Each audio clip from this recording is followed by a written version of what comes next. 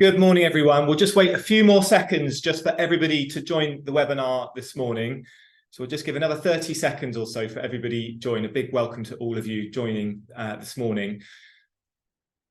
Just give a few more seconds for everybody just to enter the webinar and then we'll get started. Sorry to keep you waiting.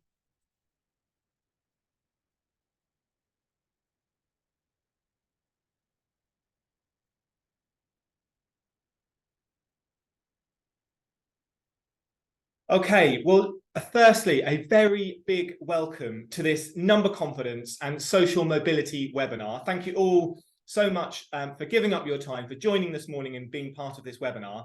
I'm Sam Sims. I'm the Chief Executive of National Numeracy, and I'm going to be facilitating the session this morning. Before we get started, I wanted to let everybody know that today's session is being recorded and it will shortly be available on our website for anyone that wants to look at this later. Now, to get us all thinking this morning, I want to ask you a quick question. In our recent research, we asked all those respondents in work, bear with me just 2 seconds, we asked all of the respondents in work the following question. Having used the National Numeracy Challenge, have you taken steps to get on at work? For those who hadn't improved their confidence using the National Numeracy Challenge, 9% of people said that they had taken steps to get on at work. What do you think was the equivalent percentage of those who had improved their confidence? So we asked all of those respondents in work, having used the National Numeracy Challenge, have you taken steps to get on at work? Those who hadn't improved their confidence using the challenge, 9% said that they'd taken steps. What was the equivalent percentage for those who had improved their confidence? And for those who've not joined previous webinars in this series, we're not going to discuss that. It's just to quickly get your thoughts. You should have now some options that have magically appeared on your screen. So if you could please quickly enter what you think, and we'll take a quick look to see what everybody thinks. Let's see those results. So we've got most people heading towards the higher percentages. So we've got 30% of people saying 61 to 70% in that bracket. Otherwise, quite spread, but everyone is saying more than that 9%.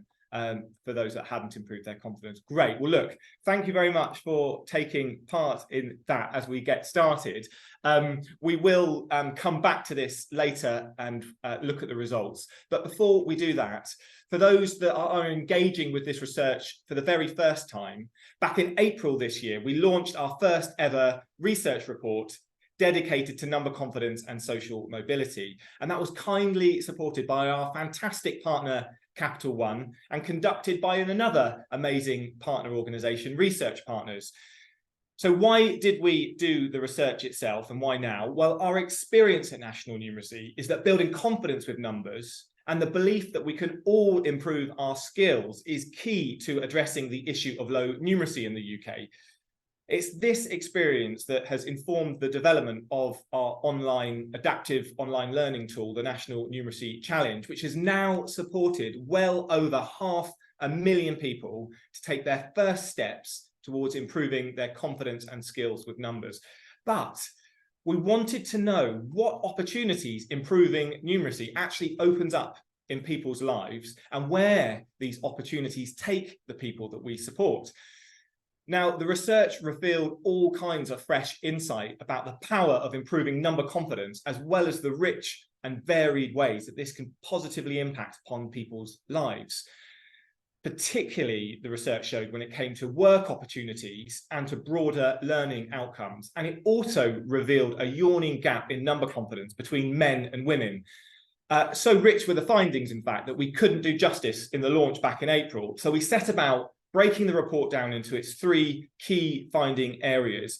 We covered number confidence, the number confidence gender divide in the first webinar in this series back in July, and then work numeracy and social mobility in the second webinar in September. And today is the third and final webinar in this series, looking specifically and in more depth at number confidence and social mobility. And to guide us through this aspect of the research and to consider its implications, I'm very, very pleased to be joined by yet again an incredible panel who are going to take questions, who are going to look at those implications. Firstly, I'd like to welcome Anne Okafor, who is a Chartered Construction Manager, a Chartered Institute of Building Construction Ambassador, a STEM Ambassador, and if all of that wasn't enough, Anne is also a fabulous National Numeracy Champion. So thank you, Anne, for joining us today. Next up, I'm very excited to welcome maths teacher, television presenter, author of The Life-Changing Magic of Numbers, and incredible National Numeracy Ambassador, Bobby Seagull. Bobby, thank you so much for joining us today. And finally, and by no means least, I want to welcome our very own aficionado of analysis, our Oracle of Impact, our Head of Impact and Evaluation, Paul Foss. Paul, thank you for joining the panel, and a huge welcome to all three of you this morning. So the format as we go forward this morning is going to be pretty straightforward. I'm going to ask some questions. They're designed to get into the research and its implications, very similar to the first two webinars. And then I'm going to take some questions from all of you, the audience, this morning. So please do think of any questions that you may have as we go along. Please post them in the Q&A area, and it will probably be first come, first serve. So please do enter those questions as we go along. We'll cover as many as time allows, but I'm sure we won't get to all of them if the first two webinars are anything to go by. But if you do have a burning question that you really do want to get answered and we don't have time to cover, I'll tell you what to do about that at the end of the webinar. Hopefully that all makes sense. So let's get started. I'm going to come to you, Paul, first.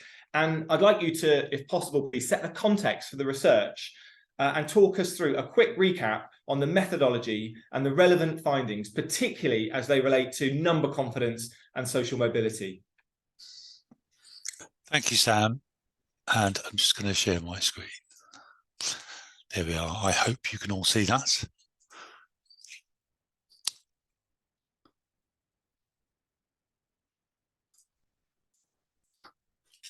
Okay, is that up? We can see that, Paul. Thank you very much. Great. Okay, so National Numeracy's theory of change, backed up by some of our data, shows that improving numeracy, that's numeracy skills and confidence, helps people feel more able to get a qualification, to find a job, or to get on at work, as well as feeling more able to better manage their money and support children with their numeracy. Improving numeracy could therefore play a central role in improving social mobility.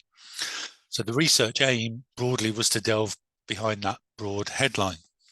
Our flagship program, the National Numeracy Challenge, is a free online learning tool designed to help people improve their everyday math skills in manageable steps whilst building number confidence.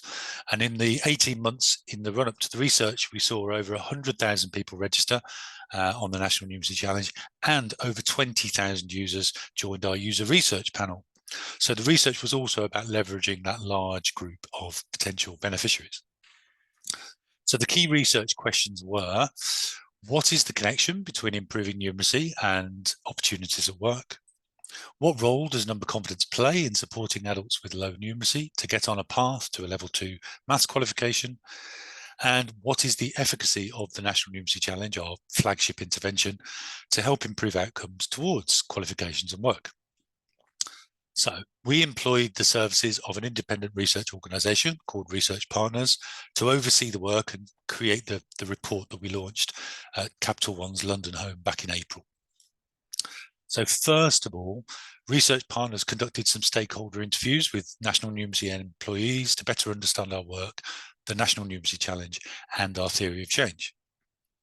They then conducted around about 20 in-depth interviews with people from our user panel, focusing in on those who'd chosen qualifications and work as a pathway, to draw out some key themes that could be worked up into a survey for all panel members.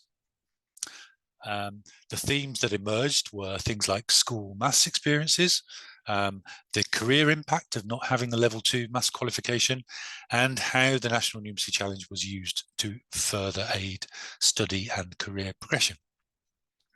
So that survey that was then worked up, sent out to 23,000 members, and we got over 1,000 responses. Then research partners conducted a few more interviews.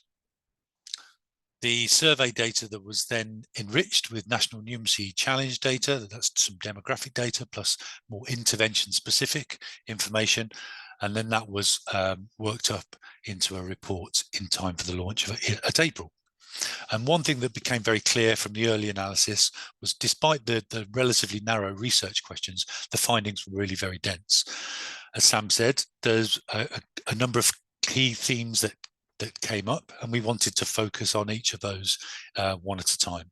So we had gender in July, we had work and social mobility in September, and then number confidence, the focus of today's webinar.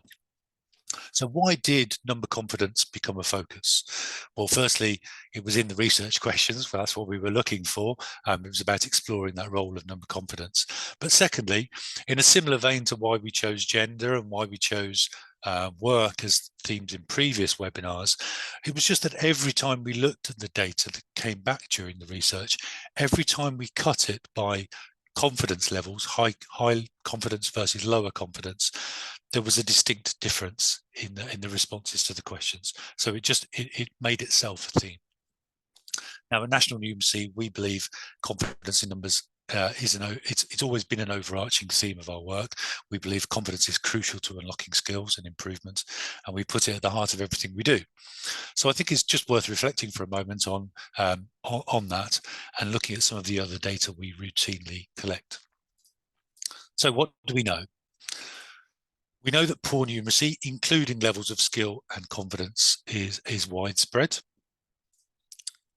The age-old stat of 49% of working age adults are working at or below primary school levels. That means they're unlikely to understand any numbers and data that involve percentages, for example. We also know that maths anxiety is rife amongst the UK population. And we also know that skills and confidence are connected. And the connection is quite interesting. So we're going to spend a little bit of time looking at that. So in 2019, we produced a report called Building a Numerate Nation, and that discovered there was this strong correlation between number confidence and number skills. In fact, number confidence is the single best predictor of number skills. In addition, the same report talks about the psychometric assessment we developed to understand people's barriers to improving numeracy. And it turned out there were 7 factors, and they are confidence with numbers, self-confidence, appetite for learning, confidence with money, understanding the value of numeracy, growth mindset, and persistence. And most closely connected to confidence, as Sam said at the beginning, it's growth mindset, which is the single biggest predictor of numeracy skills improvement. Last year, we collaborated with our partner Experian to create the first predictive model of numeracy using demographic factors. In fact, we built 2 models. We built one for number skills and we built one for number confidence. And then we asked the computer, or Experian asked the computer, to find those demographic factors that would best predict each one independent of each other. One of the most interesting findings of the work for me as a head of impact and evaluation was that the 4 factors that best predict number skills, which are affluence, gender, employment status, and age, are the same for number confidence. They're just in a slightly different order. So that points to the fact that number skills and confidence are closely connected, but they're just very slightly different. These factors contribute to skills and confidence in slightly different ways. This quadrant visual was created in 2017 by what was known then as the Money Advice Service, now the Money and Pension Service. They discovered that number skills, that's the horizontal, and number confidence, that's the vertical, are connected. And that's the 2 circles in the bottom left, people with low skill and low confidence, and people at the top right, that's the high skill, high confidence. But nevertheless, there is a significant minority, roughly a third, of people who are either overconfident or underconfident in their skills. It's worth mentioning, whilst we're talking about the Money and Pension Service, that around about the same time, they cited that financial confidence, which includes our measure of confidence, this is our measure of confidence with numbers, is a key enabler of current financial well-being and of longer-term financial security. So that's we could talk for many hours about what else we know about confidence, but that's just a brief potted history. So now to the research findings as they relate to number confidence and social mobility. I've got some graphs and quotes to share with you. So the research confirmed that many people have developed negative perceptions of their number skills at school, and those negative perceptions have stayed with them throughout life, limiting their confidence to use numbers in daily life. Individuals with poor experience of school maths lessons were more likely to have low number confidence and less likely to have a level 2 maths qualification. As discussed in previous webinars, people felt that not having a level 2 maths qualification had negatively impacted their careers in many ways. In particular, their career choices since leaving school. 51% of people without a level 2 said that it had impacted their career choices, and success when job hunting, 44%. And when we cut that data by their confidence levels with numbers, we see that for every one of those options, there is a distinct difference between people with higher confidence who report a lower impact compared to people with lower confidence who report a higher impact. Secondly, we started to look at the effect of improving your confidence. So we asked this same group of people who had used the National Numeracy Challenge but did not have a level 2, would you be more likely to start a level 2 qualification? So 28% said they felt more equipped to start a level 2, 24% said they'd be more likely to start, and 7% had actually taken those big steps. And again, when we cut that data by those who have improved their confidence or not, we see marked differences.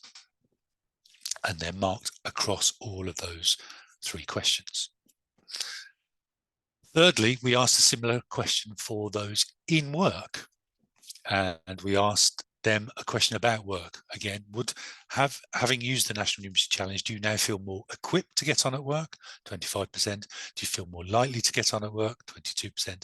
And have you actually taken those steps? 22%. And again, when we cut that data by people who had improved their confidence or not, we see marked differences.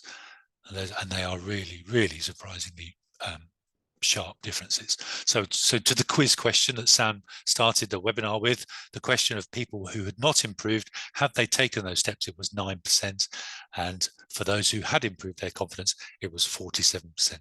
So I think similar to the last webinar, you're very, very optimistic about the effect of improving your confidence, perhaps a bit too over keen, but 47% is nevertheless really quite stark and surprising, and it was one of the things that leapt out to me as an analyst when we were doing this work.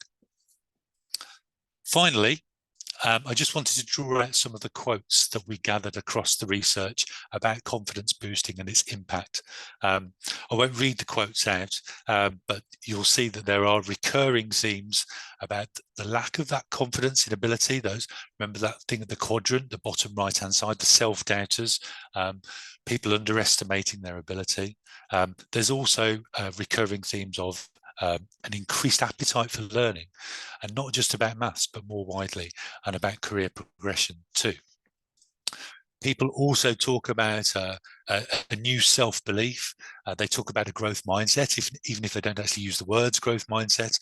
They often talk about things that are connected to that, and talking about finding a new passion and enjoyment for learning too. And finally, again, other recurring themes we see often is improved self-esteem, feelings of pride, and the overspill of their newfound skills into their daily life. Very brief potted history of really what was quite a dense bit of research, but I urge you to read the paper that we'll circulate soon after the webinar. And with that, I shall hand back to Sam. Thank you, Paul. Thanks for taking us through both the history of the work that we've done in this area and the broader knowledge base, and then also the research that we've just undertaken as well.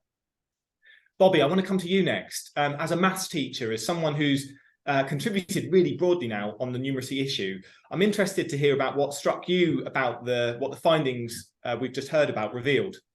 Yeah, thank you, Sam. And Paul, really great analysis of the report.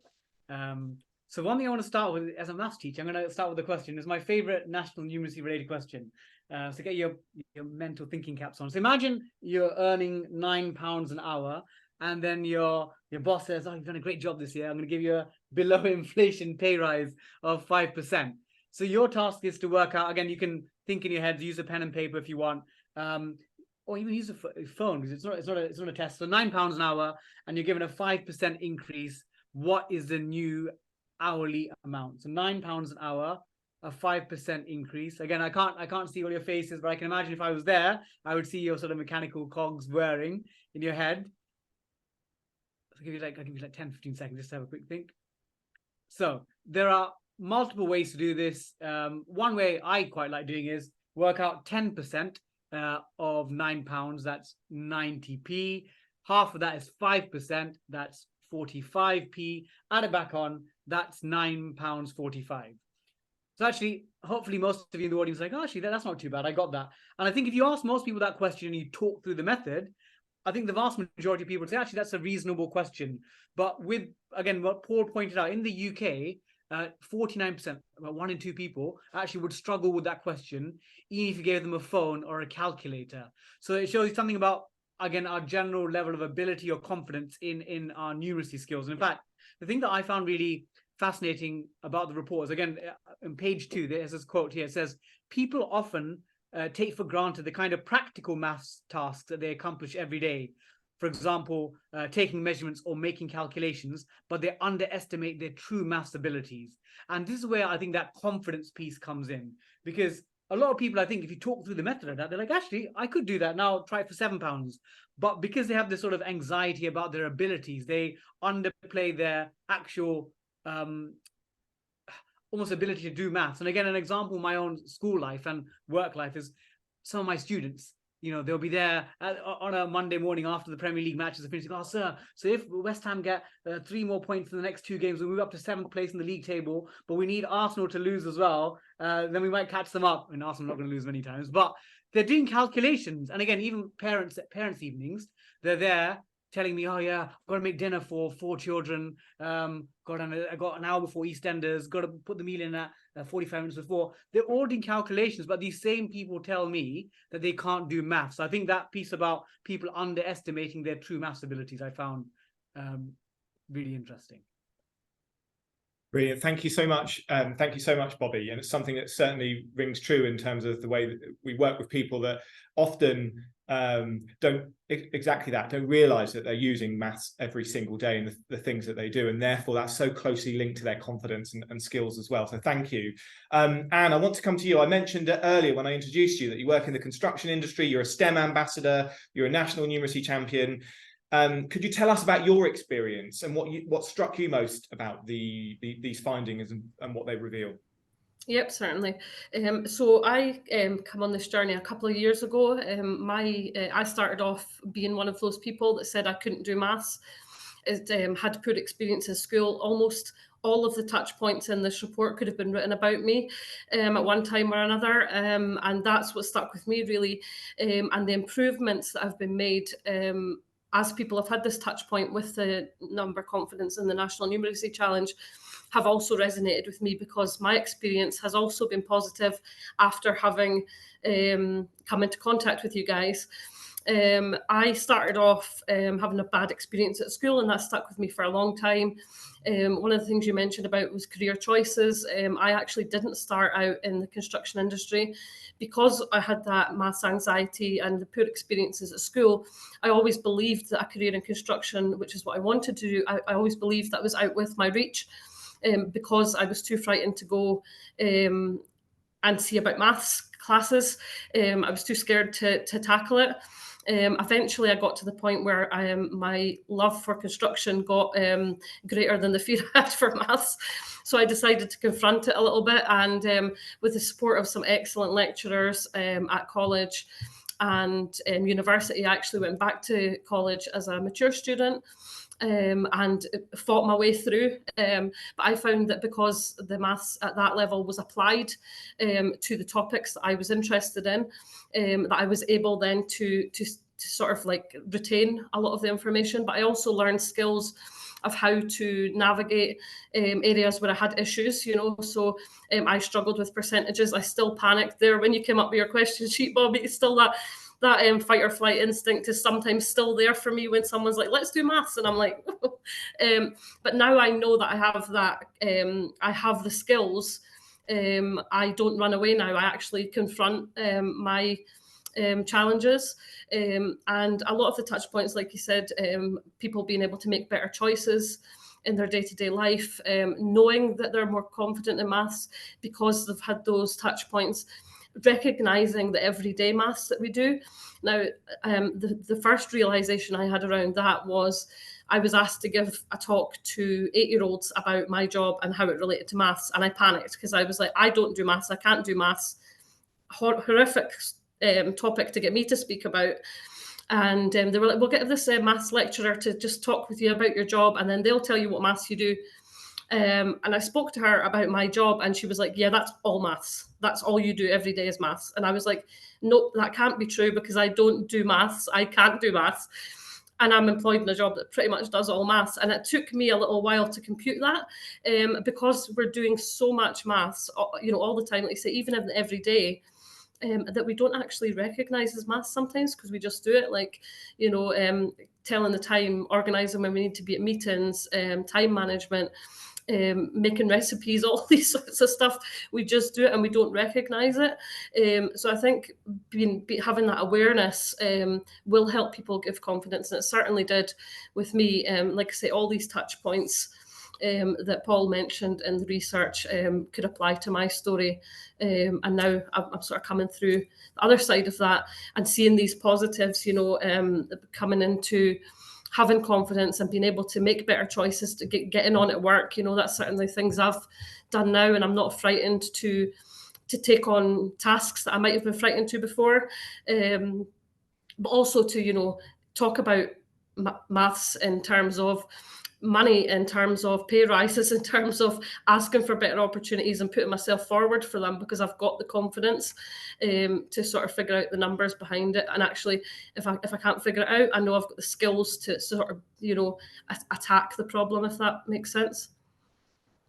And that's so interesting. Thanks so much for sharing your experience there. And, you know, again, that kind of, you talked about that connection between awareness of the maths you're using and confidence.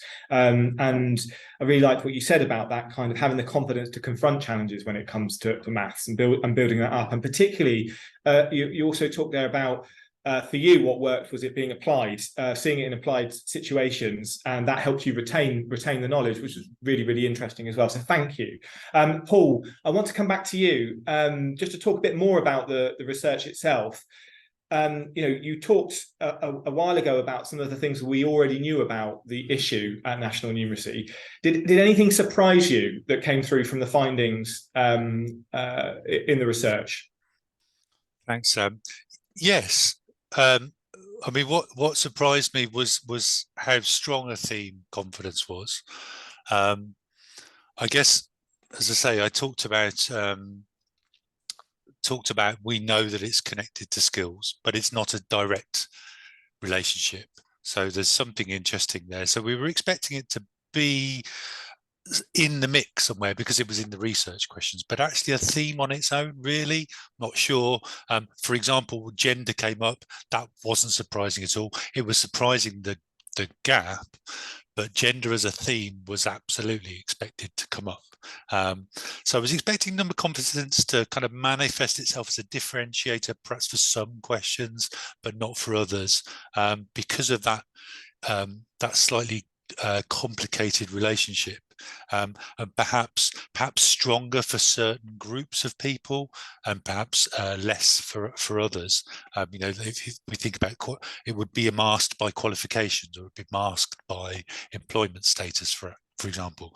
But actually, it came up as a strong factor for the individual, regardless of gender, regardless of working status. If you take the males in the survey and analyze them, there are as strong feelings. You know, there is less low confidence, but when you do get low confidence, it is as strong. So I think that was what was quite surprising. It came up as a theme, in its own right. I think that was the most surprising thing. Great, thank you, Paul. I want to take a look at some of the detail now. So this is a question for both Anne and for Bobby.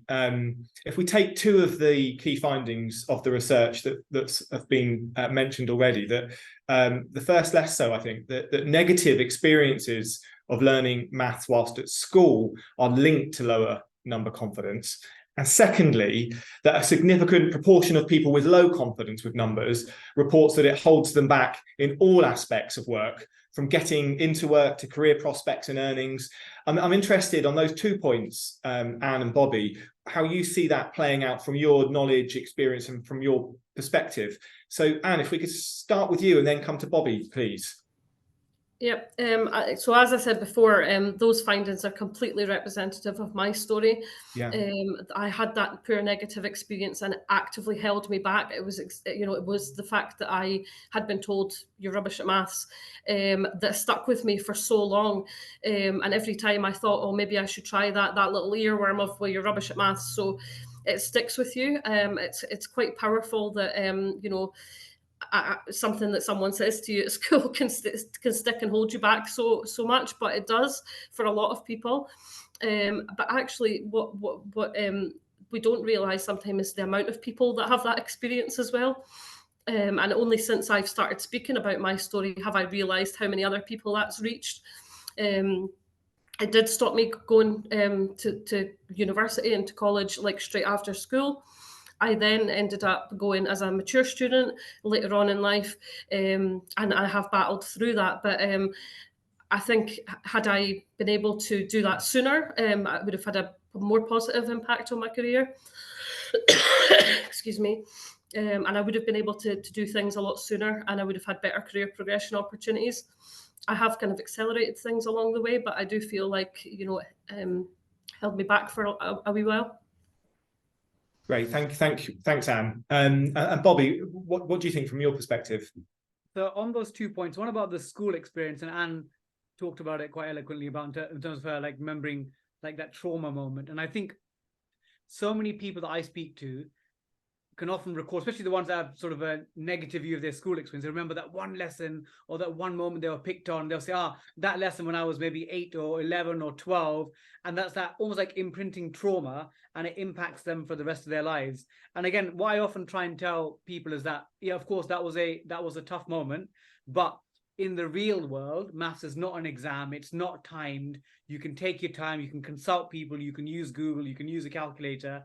So real life math skills is not like a timed exam pressure thing. It's about, you can cooperate, you can consult people. So math should be seen as a more collaborative thing. And then the second part about it holding people back at work. So I've now been in the secondary schools and sixth forms about coming to Feb is about a decade.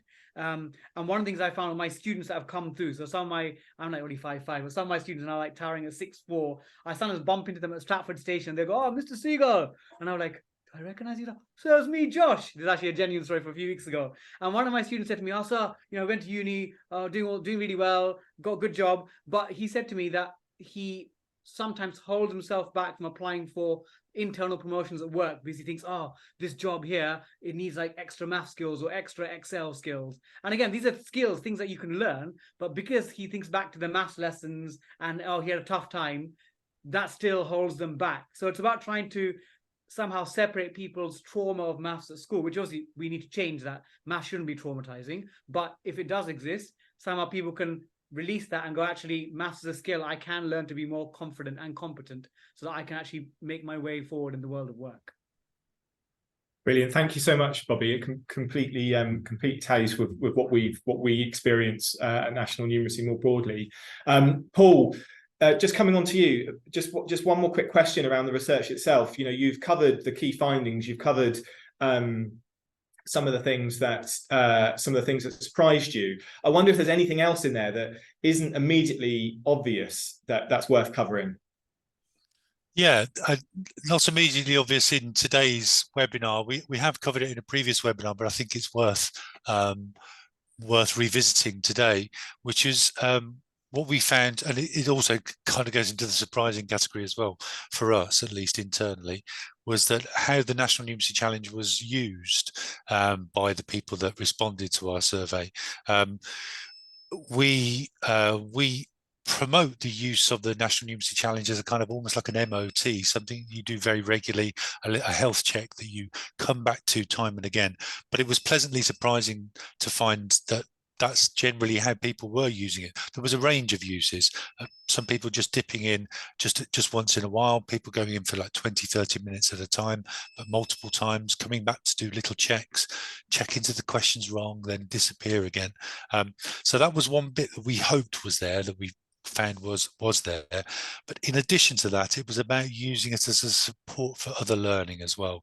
So people who were already on some kind of formal qualification, like for example maths level 2 qualification, and we're using it as a kind of study aid alongside the more formal qualification in a college, let's say, or some distance learning. And sometimes they were getting support about how to study, because perhaps that was the first time they'd done it for a while, how to use a calculator, revision techniques, all of that sort of thing. But we were playing, or the National Numeracy Challenge was playing that essential role of filling in that area of confidence and growth mindset, and really helping people along their journey as well. Thank you, Paul. That's great. So I think now, we've reviewed the findings of the research. I'm keen to get on to what we should do as a result of what we've learned and what we found through this research. And starting with you, thinking about your experience, perhaps, what do you think that anybody, all of us on the call today, whether that's from business, from government, from civil society, what do you think we should be doing to address this issue of low number confidence holding people back? And if you could just do one thing, or recommend one thing, or see one thing change, what do you think, from your perspective, would make the biggest difference? So I think for me, the attitudes around maths generally that are held, I think, in society, we talk about maths as being something that's traumatic sometimes. And I think because so many people do have that experience, we relate to it. But I think, understanding that maths is a skill, and like any other skill, I think we need to think of it in that way. But I think we often think of maths as either you can or you can't. We think of it as an innate ability, or either you just are a maths person or you're not a maths person. So then when people have that, well, I'm not a maths person, well, you don't try anymore. So I think if we can then switch it so that people then think of maths as a skill, as you would think of football or dancing, you then understand that if you want to get better at it, you've got to practice, and you don't have to do the whole dance at one go. You don't have to play the whole football game, because you would drill it down and do drills, so you can look at percentages, if that's what you want to look at today, and tomorrow it might be something else. And then overall you build up your complete level of confidence and competency. So I think, building up and learning as a skill, but alongside that, things like reducing the embarrassment and stigma that is attached to it sometimes as well, so that people have the confidence to seek out help, but without having to sort of wait to a crisis point of well, I need to go and get this job, or people are confident to talk about it. A lot of the time I was frightened to talk about it for fear of reprisal. So a lot of the language that we use around maths is quite negative a lot of the time, and it almost implicates that we don't need to try after school because, well, you don't need maths, or I've not used maths for so long, or we've got calculators now. But really, you need basic skills to be able to know what to input into that calculator. So it might be all well and good having the calculator, but you still need to have the basic skills. So I think language, attitudes and understanding would be where I'd want to focus. Thanks so much, Anne. I love the summary there. Language, attitudes, and understanding, how we sort of shift some of the culture that we have around this, and that being so central when it comes to both confidence and skill. Thank you. So, Bobby, the same question for you, but perhaps coming at it from the perspective as a teacher. What should we be doing about the issue, and what could make the biggest difference, do you think? So I'll draw on my experience as a teacher, but also I think I want to echo some of Anne's points. So one thing is in terms of maths not being seen as something that's done at 16. Again, on GCSE results day, we had it a few months ago, August. Some of the students, you know, they passed the GCSE, they're delighted, they're screaming, and they're like, "Oh, so I'm going to go and burn my maths books." I'm like, okay. One, burning's not good for the environment, but secondly, maths does not stop at 16. A lot of people think even if they get that grade 4 or 5, which is great, which enables them to move on to the next stage of education, maths is a lifelong thing. It's not just something once you've got a piece of paper, qualification, it's a skill. If you stop driving for a while, I haven't driven for a few years now, I'd probably be a bit rusty, but it's a skill that can be picked up. So definitely that sort of that element of maths and that you can always improve on. But I also want to like go back to what Anne talked about, that sort of maths and that creating that culture and environment at your workplace. So again, before I became a teacher, for the first 7 years of my career, I worked in the city. So I was a trader at Lehman Brothers, a trader at Nomura. Lehman did collapse, not my fault though. And I was a chartered accountant at PwC. But even in these financial institutions, there were people there that actually numbers weren't their thing. And they were like, "Oh, I'm not so confident." And I think what I sort of learned is, even again, as a teacher, as a staff member, is people, if you work at a place, you work in an institution, organization, is trying to create a culture or environment where people feel comfortable saying, actually, I need a bit of help with my maths, and then not being seen as a stigma or as like, "Oh, you're not going to get a promotion because you said your maths needs a bit of work." So the more we feel open about that, having that openness and transparency where people can say, actually, I need a bit of help with my maths. I think that, that culture piece is really important. So people don't feel as if I'm going to keep my mouth shut so no one realizes that my maths needs some work. Actually, it's in our best sort of interest to allow people to feel open about talking about it, because then we can uplift all our workforces. Great, thank you, Bobby. And as you say, both of those views from you, Bobby, and from Anne, tally, removing that stigma, particularly interesting around at work, because we can completely appreciate how difficult that can be in the workplace. And there's certainly a role for employers there, we believe, in making that far more comfortable, destigmatized, so that if we need support, we feel empowered to be able to get it. And also that employers should be able to provide not just skills building support, but confidence. We know now the role of that confidence plays. So how can employers support people to build their confidence as a precursor to or alongside starting to develop their skills? Often we leap straight to the skills solution, which people might not be ready for, particularly if they've had a bad experience today. So it's something we're very passionate about pursuing at National Numeracy. Now, I think we just have time for one more question for each of you to wrap up before we take a few questions from our audience today. Given what we've learned through the research that's been covered today, what would each of you like to know more about? Where do you think that we should go next in our understanding of this issue of number confidence and social mobility? So maybe here, if we can start with Anne, then Paul, and then Bobby. So where should we go next? I think for me, it's just a deeper understanding of how we can help people. I think we've got a good understanding of the problems, and you've identified those through the 3 webinars and through the research pieces. I think knowing what are the best ways to help people is maybe the next step, and how we can implement those things so that we can improve people's confidence and help people, businesses and things put in place these culture change solutions, because those things don't happen overnight. Culture is a big ship to sort of turn around. So maybe understanding what that looks like and how we can go about making a change there. Thanks very much, Anne. Paul. Yeah, I'd very much echo that, and kind of what you said, Sam, about embedding confidence at the start of the journey. From a more kind of perhaps academic point of view, we've thought about the stage 2 of this research, which is really going into that the intervention as a stepping stone to formal learning, not just maths, but in other learning as well. So are people progressing onto those courses? Are they staying on those courses, completing, achieving better results as a result of looking at their confidence as well as their math skills? And as I said, about qualifications and learning more widely beyond just maths too.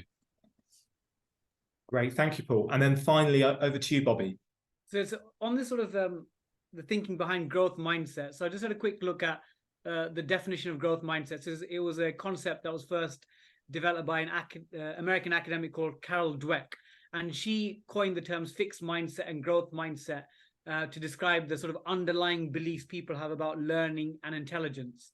And in fixed mindset, people believe that their abilities are fixed. But what I probably want to find out more is, why is it people, again, driving, I think that 80 to 90% of the population drive, which is far higher than the number of people that think they're numerate in this nation. But most people would have struggled in their first few lessons, stalling the car, maybe not pass their first test or second test or third test, but eventually they're competent. You see people driving up and down the streets, getting through reasonably safely. So I want to understand, why is it that people have growth mindset in most of the other parts of their lives? Whether it's, I can learn to cook a decent meal, I can learn to drive, I can learn to manage my family's household. Yet when it comes to maths and numbers, they're like, oh, actually, I've not got a maths brain. So why is growth mindset apparent in some parts of our lives, but not really in our numerate part of our lives?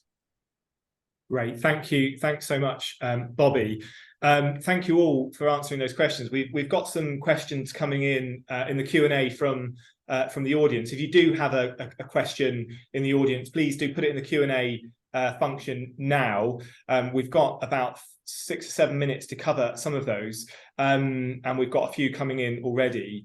So firstly, actually, Bobby, you've already covered one of those. So there was a question about what growth mindset means. I think you've absolutely covered that, and we see this a lot at National Numeracy in our broader work, which is, and we've covered that. I think, Bobby, you've covered that, and you've covered that. Often we're working to change a cycle where somebody has experienced failure or been told that they're failing, and then they stop believing that they can improve. And actually, one of the biggest barriers to start improving is having both the confidence and an attitude, the attitude that actually, I can get better. I can see this happening. I believe that I can improve. And as Paul said early on in the findings, this is absolutely key to leading to improvement. Paul, I can see you want to come in on this one. Yeah, thanks, Sam. Just to say, the report that I talked about, Building a Numerate Nation, actually has a definition of growth mindset in there with specific questions that we asked our participants to measure growth mindset. So just very quickly, it's 3 questions. You either agree or disagree with I don't think I can improve my numeracy, I can't change my ability to do maths, and my ability to do maths is set in stone. And that gives us an actual measure of growth mindset too. Thank you, Paul. Another question that we have is where people who weren't in the first 2 webinars, where they can access copies of the recordings. So just to quickly answer that question, both this session and an accompanying short paper, along with the 2 other webinars, short papers and recordings, are available on our website. So just head over to nationalnumeracy.org.uk. You can look at the kind of research page, and you can see all of our most recent research there, and also access to these recordings. And like I say, short briefings that really cover the main points that Paul's talked through earlier in the session today, and for the other 2 as well. So I want to come on to some other great questions that we've had through.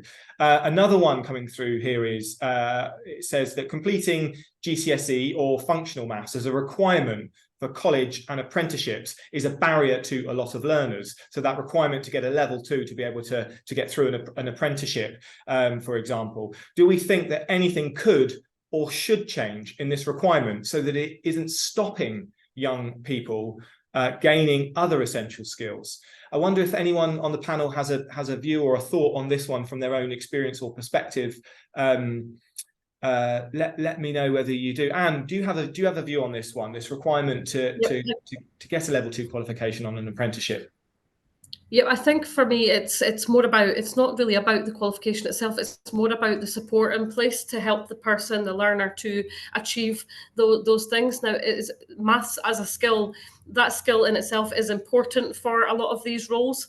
Certainly for my role in construction, maths is very important, and it's important at all levels of the construction industry. Again, we don't always see it because it's everyday maths, but it is important. These qualifications are important in the grand scheme of things. But in order to get people to get there, it's the culture change. It's the not having stigma, not being embarrassed to be able to ask for help when you don't know something or when you're not sure. Making it applicable to the apprenticeships as well has certainly been useful in my experience, because people tend to learn when they know why they need to know something. If you know that you need to measure a length of wood because you're going to be a joiner and it's important because X, Y, and Z, then you're more inclined to be interested in learning how that works, and it'll stick with you as to why that matters, rather than just being told, at length X by whatever, people, that doesn't stick for a lot of people. Understanding that people, different people have different learning styles as well, and in supporting people in those different styles rather than just expecting everybody to learn in one specific particular way, I think would be what I would say. Thanks, Anne. And that certainly tallies with my experience and perspective on this question. There is a need in all industries really to have a level of knowledge around here. It's going to help you, as we've talked about. It's going to be needed, but I think one of the challenges we have is that lack of differentiation systemically. And I think that we often rely on doing the same things again when they haven't worked the first time round. Our insistence on repeating that cycle. When we talk about confidence and the importance of confidence, sometimes what repeating that cycle does is just embed that lack of confidence, deepens that, and actually reinforces that fixed mindset. So I think we need to be, both as practitioners and teachers and everybody else, trying to look at different ways, but also systemically we need to look at how are the things that the approaches we take in from a system perspective fit for purpose, and what needs to change about them. Because ultimately, whilst those GCSE or functional maths, those qualifications are a gateway in themselves, the most important thing is that we actually learn the things that we're going to need in our lives, need for these jobs and to be successful in these jobs. And we've got to look at whether that's actually happening as a result and change it if it's not. Before I move on, I wonder if Paul or Bobby have anything to add on this one. If not, just shake your head and I'll move on to the next question. Paul, you want to come in? Just a tiny bit, yeah. Just to say that the multiply work that the Department for Education have started are beginning to recognise these other things, not just skills, but there could be really interesting things as a precursor, things like confidence and understanding the value of maths. So there is a albeit a small shift at the moment, and these things are going into trial in the next year or two, so we can hopefully see some results out of that. Absolutely, that's a great point and worth just emphasising. For those less familiar, this is the government's Multiply Adult Numeracy Initiative, which is a big investment in looking at different ways to engage adults, to get back involved and to re-engage them with developing their confidence and skills with maths. And as Paul says, we're seeing some really interesting different approaches being used, not least some of the things that we're able to put forward for that. So we're working closely with the government on that as well. Bobby, anything to say on this one?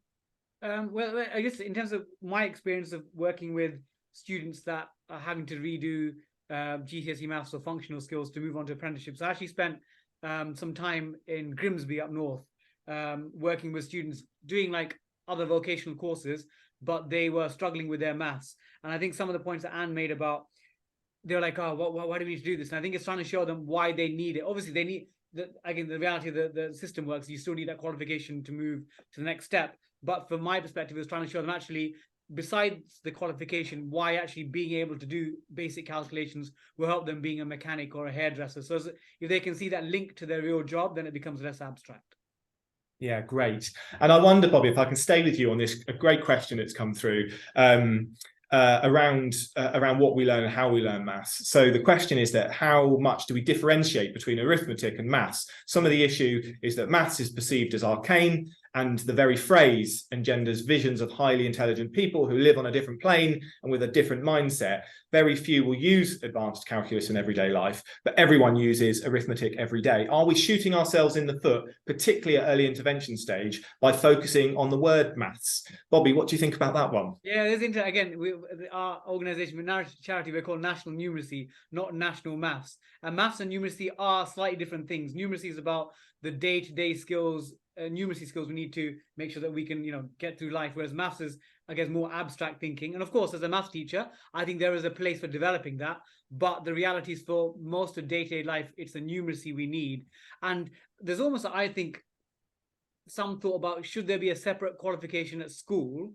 Again, I think in Scotland, they used to have like an arithmetic type qualification, then maths separately, because obviously everyone does maths, but actually people don't necessarily use bits of algebra or geometry or trigonometry, but that numeracy bit. So maybe, like, again, if there's anyone here connected to government, like having a separate numeracy qualification that everyone needs at 16. And again, I'm sure National Numeracy could be the one helping to drive creating that qualification.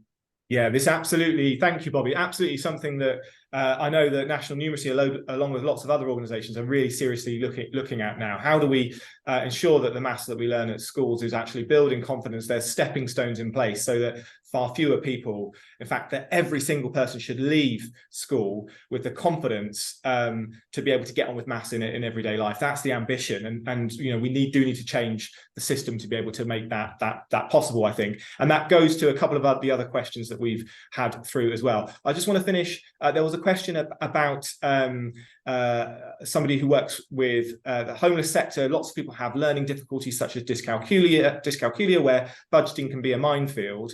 So what can we do around that? I would reference that that's a really good question. There's lots about dyscalculia and support on our website at National Numeracy, particularly working in partnership with the Dyscalculia Network. There are specialists, one or two specialist organisations that have a deep level of knowledge and expertise around this, and they're best placed, I think, to provide support, and a great range of support they do provide. You can find out more on our website or go straight to the Dyscalculia Network to see what's available. Now, we've got 2 minutes to go, so I do want to wrap up. Thank you for all your questions, but we will wrap up and finish promptly on time, I promise. I just wanted to say, I promised I would, so I just wanted to say a few final things. If you do have burning questions that haven't been answered, please do email our colleague, Miller. Miller's details are on the invite and confirmation. Miller will direct your question to the right person and make sure you get a prompt response. A big thank you to Capital One and to research partners who we really do have to thank for this research and its many insights. A big thank you, of course, to our incredible panel, to Anne, to Bobby and to Paul, whose passion, not to mention commitment for all the different things they do to boosting number confidence, I think really shines through. So a huge thank you to all of you. As I said earlier, we'll share a briefing and this recording on our website very shortly, and of course within that we share a number of recommendations, some of which have been covered today. Do have a look at the recommendations that we share. Anne talked about culture being a big ship to turn around, and really some of the recommendations start to try and get to how we might go about that and what role you could play. So a final thank you to all of you for giving up your valuable time, for taking part in today's webinar. It's hugely appreciated. We'll close there just as we come up to 10 o'clock. Thank you so much. Thanks to our panel, to all of you. Please enjoy the rest of the day, and we'll close there. Thank you.